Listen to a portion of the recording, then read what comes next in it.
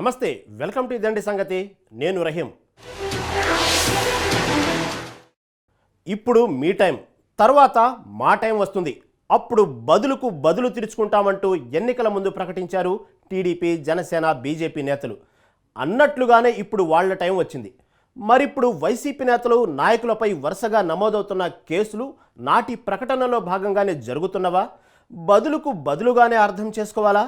YCP వాళ్ళు మాత్రం ఇదంతా కక్షపూరితంగా జరుగుతున్న పరిణామాలని టీడీపీ కూటమి ప్రభుత్వంపై విమర్శలు గుప్పిస్తున్నారు. ఇక సంక్షేమ పథకాల అమలు, లోటుపాట్లు, పార్టీ క్యాడర్లో జోష్ నింపడం, ఇలా పలు లక్ష్యాలతో జిల్లా పర్యటనలకు శ్రీకారం చుట్టారు సీఎం రేవంత్ రెడ్డి. అటు మౌలిక సౌకర్యాల కల్పనపై ఫోకస్ మరింతగా పెంచిన తెలంగాణ ప్రభుత్వం ఇలాంటి అంశాలపై లోతైన విశ్లేషణతో వచ్చింది ఇవాల్టి ఇదండి సంగతి కార్యక్రమం. మాటకు మాట, దెబ్బకు దెబ్బ. ప్రస్తుతం టీడీపీ కూటమి ప్రభుత్వ వ్యవహారం చూస్తుంటే ఇదే మాదిరిగా ఉందా అంటే అవుననే అభిప్రాయం వ్యక్తమవుతోంది. వైసీపీ నాయకులపై వరుస కేసులు, విచారణలు ఇందులో భాగమే అన్న మాట వినిపిస్తుంది. అదే సమయంలో నాడు టీడీపీ జాతీయ ప్రధాన కార్యదర్శి లోకేష్ చెప్పినట్లుగా రెడ్ బుక్ వ్యవహారం తెరపైకి వస్తోంది.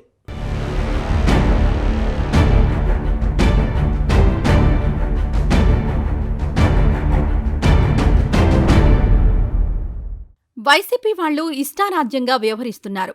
అధికారం ఉంది కదా అని రెచ్చిపోతున్నారు. విపక్ష నాయకులను వరుస కేసులతో ఇబ్బందులకు గురిచేస్తున్నారు. మేం అధికారంలోకొచ్చామంటే ఇంతకు ఇంత బదులు తీర్చుకుంటాం. రెడ్ బుక్లో మీ పేర్లు నమోదు చేస్తున్నాం. ఇది ప్రతిపక్షంలో ఉన్నప్పుడు టీడీపీ సహా విపక్ష పార్టీల నాయకులు, నేతలు అన్న మాటలు.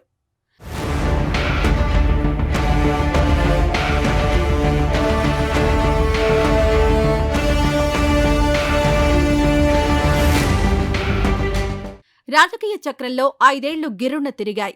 అధికారం చేతులు మారింది. మొన్నటి వరకు ప్రతిపక్షంలో ఉన్న టీడీపీ, జనసేన, బీజేపీలు కూటమిగా జట్టుకట్టి ప్రభుత్వాన్ని ఏర్పాటు చేశాయి. ఇక మొన్నటి వరకు తిరుగులేని అధికారాన్ని చెలాయించిన వైసీపీ దారుణంగా ఓటమి పాలైంది. కేవలం 11 సీట్లకే పరిమితమై చివరకు ప్రతిపక్ష హోదా కూడా దక్కించుకోలేని పరిస్థితికి పడిపోయింది.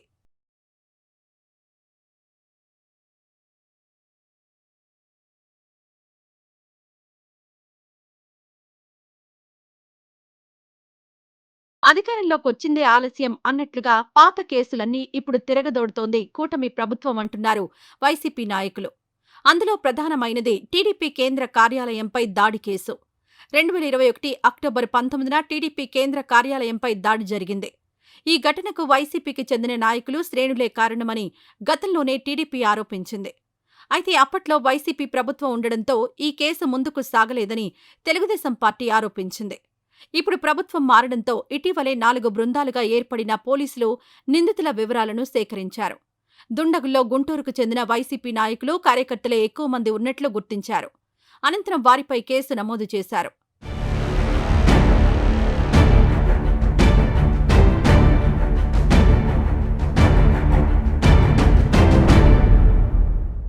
అయితే ముంచుకొస్తున్న ముప్పును గ్రహించిన వైసీపీ నేతలు ఏపీ హైకోర్టులో ముందస్తు బెయిల్ పిటిషన్ దాఖలు చేయగా ఈ నెల 16 వరకు వారికి ఊరట లభించింది.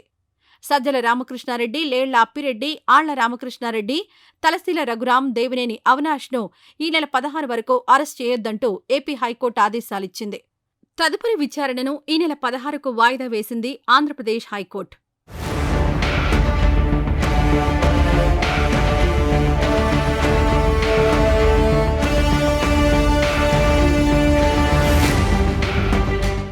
కేవలం ఇదే కాదు, ఉమ్మడి కృష్ణా జిల్లాలోని గన్నవరం టీడీపీ కేంద్ర కార్యాలయంపై దాడి ఘటనలోనూ పోలీసులు దర్యాప్తును ముమ్మరం చేశారు. ప్రత్యేక బృందాలతో గాలింపును చేపట్టిన ఖాకీలు ఇప్పటివరకు 14 మందిని అదుపులోకి తీసుకున్నారు. మిగిలిన నిందితుల కోసం జిల్లా వ్యాప్తంగా జల్లెడ పడుతున్నారు.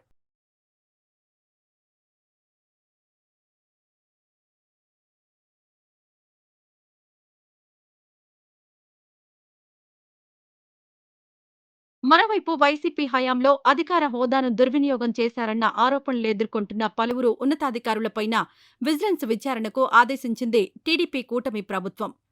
ఈ క్రమంలోనే టీటీడీ మాజీ ఈవో ధర్మారెడ్డి, ఏపీ సమాచార, పౌర సంబంధాల శాఖ మాజీ కమిషనర్ తుమ్మా విజయ్ కుమార్ రెడ్డిపై విజిలెన్స్ అండ్ ఎన్ఫోర్స్మెంట్ విచారణకు రాష్ట్ర ప్రభుత్వం ఆదేశించింది.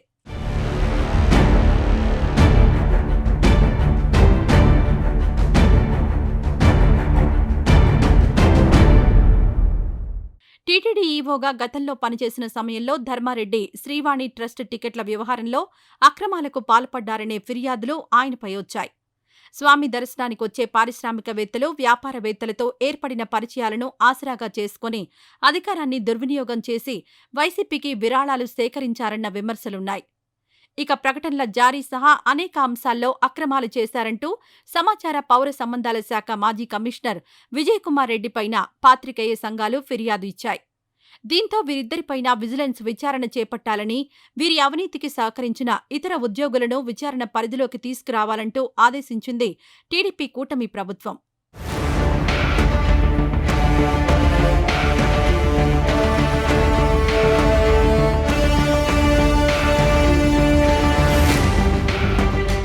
కేవలం ఇవే కాదు, ఏపీలో ప్రభుత్వం మారినప్పటి నుంచి కొత్తగా పెద్ద ఎత్తున వైసీపీ నాయకులు, వారికి సహకరించిన అధికారులపైన కేసులు నమోదవుతున్నాయి. అయితే ఈ సందర్భంగా గతంలో టీడీపీ జాతీయ ప్రధాన కార్యదర్శి హోదాలో నారా లోకేష్ సైతం అక్రమ కేసులు, ఓవర్ యాక్షన్ చేసిన అధికారులు, వైసీపీతో అంటకాగిన వారందరి పేర్లు రెడ్ బుక్లో ఉన్నాయంటూ పలు సందర్భాల్లో చెప్పుకొచ్చారు. ఇప్పుడు అధికారంలోకొచ్చాక వరుసగా ఇలా జరుగుతుండటంతో తమపై కక్ష సాధిస్తున్నారంటూ ఆరోపిస్తోంది వైసీపీ. ఇటీవలే నెల్లూరు జిల్లా జైలులో మాజీ ఎమ్మెల్యే పిన్నెల్లి రామకృష్ణారెడ్డిని పరామర్శించిన తర్వాత వైసీపీ అధినేత జగన్ సైతం ఇలాంటి కామెంట్లే చేశారు. రెడ్ బుక్ పేరుతో తమను టార్గెట్ చేసి దాడులు చేస్తున్నారని, కేసులు పెడుతున్నారంటూ ఆరోపించారు. ఇలాంటివి వెంటనే ఆపాలన్నారు జగన్. ప్రతి ఒక్కరూ కూడా వాళ్ళ స్థాయిలో రెడ్ బుక్స్ అని చెప్పి రెడ్ బుక్లు పెట్టుకొని ఉన్నారు. చంద్రబాబు నాయుడు స్థాయిలో చంద్రబాబు నాయుడు ఒక రెడ్ బుక్, లోకేష్ స్థాయిలో లోకేష్ ఒక రెడ్ బుక్, ఎమ్మెల్యే స్థాయిలో ఎమ్మెల్యే ఒక రెడ్ బుక్, మండల స్థాయిలో మండల నాయకుడు ఒక రెడ్ బుక్, గ్రామ స్థాయిలో గ్రామంలో ఇంకో రెడ్ బుక్, గ్రామ స్థాయిలో ఇంకో నాయకుడు, గ్రామ స్థాయిలో ఇంకో రెడ్ బుక్లలో పెట్టుకొని ఏం చేస్తూ ఉన్నారు? అతి దారుణంగా అన్యాయంగా ఆస్తులు ధ్వంసం చేస్తూ ఉన్నారు. రాష్ట్రం మొత్తం దాన్ని చూస్తూ ఉంది, కానీ ఎవడు మాట్లాడడం లేదు. దొంగ కేసులు పెడతా ఉన్నారు, పోలీసులు ప్రేక్షక పాత్ర పోషిస్తూ ఉన్నారు. దొంగ కేసులు పెడతా ఉన్నారు, వాళ్ళే కొడతారు, మన ఇటువైపున కేసులు పెడతా ఉన్నారు. రాష్ట్రం మొత్తం ఇది చూస్తూ ఉంది. చీని చెట్లు నరికేస్తూ ఉన్నారు, ఆస్తులు ధ్వంసం చేస్తూ ఉన్నారు, కనిపిస్తూ ఉంది. ఎమ్మెల్యేలు ఏకంగా జేసీబీల మీద, పొక్లేన్ల మీద ఎమ్మెల్యేలు స్వయంగా తీసేసి ఏకంగా పోయి బిల్డింగులు పగలగొట్టే కార్యక్రమాలు చేస్తూ ఉన్నారు. ఇంతటి దారుణంగా నిజంగా చేస్తూ ఉన్నారు అని అంటే ఎల్లకాలం ప్రభుత్వం మీది కాదు, ఎల్లకాలం రోజులు మీయే ఉండవు చంద్రబాబు, అది గుర్తుపెట్టుకో. అయితే గతంలో వైసీపీ నేతలు, నాయకులు, వారితో అంటకాగిన అధికారులు చేసిన దానికే ఇప్పుడు ఇలాంటి పరిస్థితి ఎదుర్కొంటున్నారని టీడీపీ, జనసేన, బీజేపీ నేతలు, నాయకులు చెబుతున్నారు. గతంలో చట్టబద్ధంగా వ్యవహరించి ఉంటే ఇప్పుడు ఈ పరిస్థితి వచ్చేది కాదని అంటున్నారు.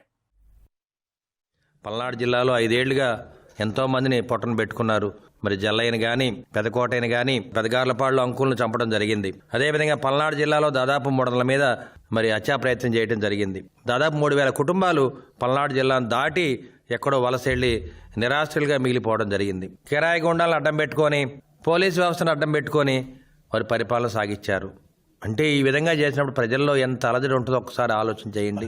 చట్టం దాని పని చేసుకుపోతుంది. ఇటువంటి చర్యలు రాబోయే కాలంలో ఏ నాయకుడు కూడా చేయడానికి వీల్లేదు. అధికారాన్ని అడ్డం పెట్టుకొని పోలీసుల చేత చట్టాన్ని తుంగలో దొక్కిచ్చి అనేక తప్పులు చేయించారు. విధ్వంసాలు చేసి, దోపిడీలు చేసి, ప్రజల్ని హింసించినటువంటి ఈ దుర్మార్గులకి ప్రజాకోర్టులో శిక్ష పడింది. చట్టంలో వీరు చేసినటువంటి నేరాలన్నీ వెలికితీసి కఠినంగా శిక్షించాల్సిన అవసరం ఉంది. ఇలాంటి నరరూప రాక్షసులు ప్రజల మధ్య కాదు ఉండాల్సింది, జైళ్లలో ఉండాలి. ఎవరైతే అధికారులు తప్పు చేశారో, చట్టాన్ని తుంగలో దొక్కారో అలాంటి వారి మీద కూడా కఠినంగా చర్య తీసుకోవాల్సిన అవసరం ఉంది. మరోవైపు ఇలాంటి పరిస్థితులు ఏ ప్రభుత్వానికి, పార్టీకి మంచివి కావని అభిప్రాయపడుతున్నారు మేధావులు. వాళ్లు చేశారని వీళ్లు చేస్తూ పోతే రేపు మళ్లీ వాళ్లొచ్చినా సేమ్ సీన్ రిపీట్ అవుతుందని, అలాంటివి ఇకనైనా ఆగిపోవాలని కోరుతున్నారు.